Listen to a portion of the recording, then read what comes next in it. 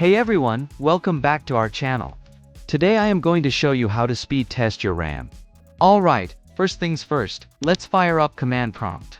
You can do this by searching for CMD in your Windows search bar and clicking on command prompt. Now that we have command prompt open, let's type in our first command, winsat-mem. This command initiates the Windows System Assessment tool to evaluate our memory performance. Once you hit enter, it might take a little while to complete, so don't worry if it seems like nothing is happening. And there we go, the assessment is complete.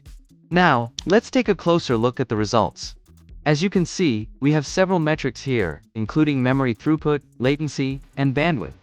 The speed after testing is nearly 24,113.19 megabits per second. Thank you for watching. Don't forget to like, comment, and subscribe for more tutorials.